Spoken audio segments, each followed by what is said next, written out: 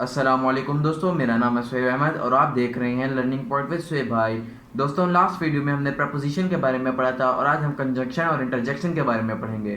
लेकिन सबसे पहले हम अल्लाह ताला के नाम से शुरू करते हैं ताकि आपको समझने में आसानी हो और मुझे भी समझाने में मज़ा आए। बिस्मिल्लाहिर्रहमानिर्रहीम रब्बिश राली सदरी वयस्सिरली अमरी वालुल उक़्दतम मिन लिसानी यफ़क़हू क़ौली। तर्जमा: ऐ मेरे रब, मेरा सीना खोल दे और मेरा काम आसान कर दे और मेरी ज़ुबान की गिरा खोल दे ताकि ये लोग मेरी बात समझ सकें। आमीन। अब हम चलते हैं अपने आज के टॉपिक की तरफ। Parts of speech lesson number 7 आज का हमारा टॉपिक है। पार्ट्स ऑफ स्पीच सबसे बेसिक कॉन्सेप्ट है इंग्लिश का।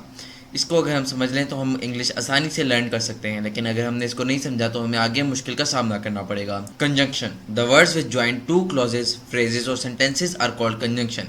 यानी वो वर्ड्स जो टू क्लॉजेज या फ्रेजेस या सेंटेंसेस को एक दूसरे से मिलाएं उनको कंजंक्शन कहा जाता है। जो वर्ड्स किसी एक सेंटेंस को किसी दूसरे सेंटेंस के साथ कनेक्ट करें उन्हें हम कंजंक्शन कहते हैं। For example, Abdullah and Ali are friends. अब यहाँ पे एंड अब्दुल्ला और अली को मिला रहा है। Ahmed and Fahad are good at football. अब यहाँ पे हम ऐसे भी कह सकते थे कि Ahmed is good at football and Fahad is good at football, लेकिन एंड ने यहाँ पर दो सेंटेंसेस को मिलाया और इनको एक सेंटेंस बनाकर पेश किया। Ahmed and Fahad are good at football. अब हम चलते हैं टाइप्स ऑफ कंजंक्शन की तरफ।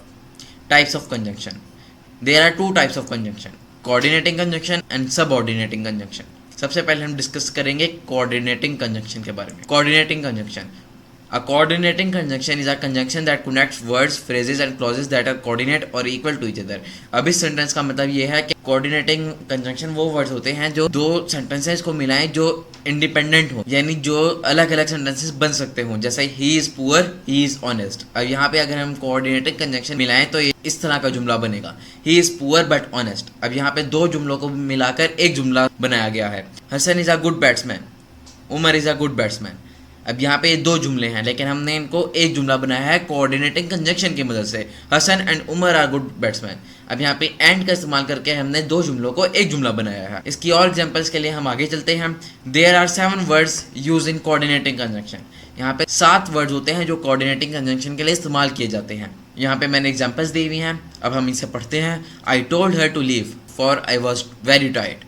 अब यहाँ पे फॉर का इस्तेमाल करते हुए दो सेंटेंसेस को मिलाया गया है। अब हम ये भी तो कह सकते थे कि I told her to leave, I was very tired. यहाँ दो जुमलों को एक जुमला बनाया गया है। Ahmed stood first and got a prize. जो दो सेंटेंसेस हैं वो हैं Ahmed stood first and Ahmed got a prize. अब यहाँ पे एंड की मदद से दोनों जुमलों को एक साथ लिखा गया है। My sister doesn't like to study nor does he take notes in class. अब यहाँ पे भी दो जुमलों को एक साथ मिलाया गया है नॉर की मदद से। My sister doesn't like to study, she does not take notes in class.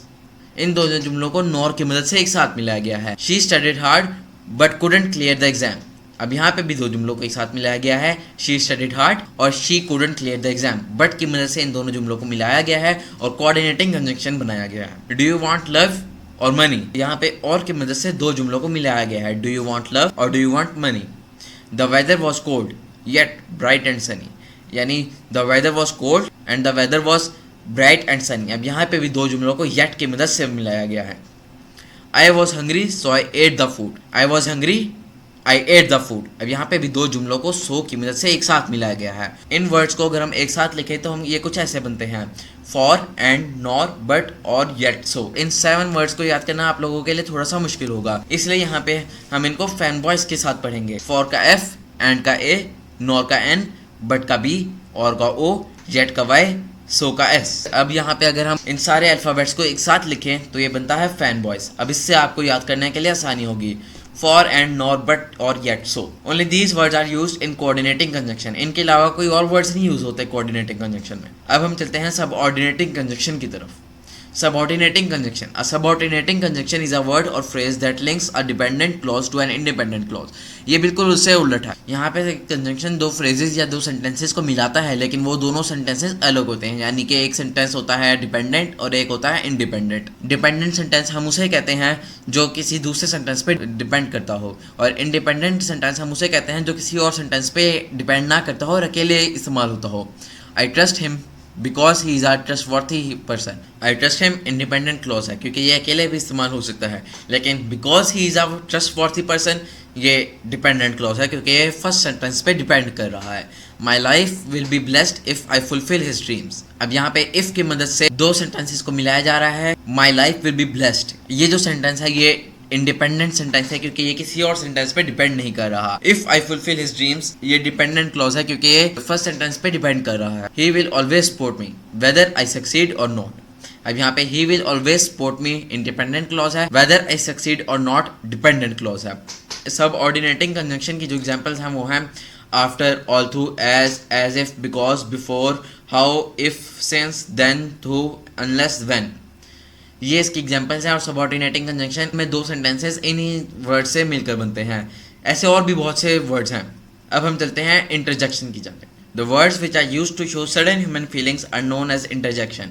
यानी वो वर्ड्स जो सडन ह्यूमन फीलिंग्स को शो करें, यानी वो फीलिंग जो ह्यूमन फील करते हैं जब उन्हें कोई खुशी या गम मिलता है, उसको हम इंटरजेक्शन कहते हैं। For example, wow what a beautiful house. अब यहाँ पे सडन ह्यूमन फीलिंग्स को शो किया जा रहा है, यानी वो फीलिंग जो ह्यूमन फील कर रहा है। जब उस शख्स ने ब्यूटीफुल हाउस देखा तो उसने कहा wow what a beautiful house, यानी उसे वो हाउस अच्छा लगा। Ouch it hurts. अब यहाँ पे उस शख्स को दर्द हुई, इसलिए उसने आउच कहा ताकि वो अपनी फीलिंग्स को शो कर सके और उसे दिखा सके। Examples of interjection are ah, alas, alright, blah, dang, gee, nah, oops, phew, shucks, whoops. अब हमारी बारी है वर्ड ऑफ द डे की। वर्ड ऑफ द डे, आज का जो वर्ड ऑफ द डे है वो है एब्स्ट्यूज। एब्स्ट्यूज, एब्स्ट्यूज क्या है? Something that is complex and difficult to understand. वो चीज़ें जो कॉम्प्लेक्स और डिफिकल्ट टू अंडरस्टैंड हैं, यानी जो मुश्किल से समझ आती हैं और जो कॉम्प्लेक्स होती हैं, उनको हम एब्स्ट्यूज कहते हैं। Some of the classic novels are too abstruse for beginning readers to understand. यानी कुछ क्लासिक नॉवेल्स मुश्किल होते हैं बिगनिंग रीडर्स को अंडरस्टैंड करने के लिए। Your statement is a bit too abstruse, यानी तुम्हारी स्टेटमेंट थोड़ी सी मुश्किल है, थोड़ी कॉम्प्लेक्स है, इसलिए हम यहाँ पे एब्स्ट्यूज यूज़ करते हैं। मुझे उम्मीद है आप लोग ये वर्ड हमेशा अपनी ज़िंदगी में याद रखेंगे और इससे अलग अलग तरह के सेंटेंसेस बनाएंगे। बहुत शुक्रिया आप लोगों ने मेरी वीडियो देखी। अब आपने इसे लाइक करना है, सब्सक्राइब करना है, मेरे चैनल को शेयर करना है ताकि और स्टूडेंट्स तक मेरी ये वीडियो पहुँचे और वो भी आसानी से कंजंक्शन और इंटरजेक्शन को लर्न कर सकें। अल्लाह हाफिज़ एंड गुड बाय।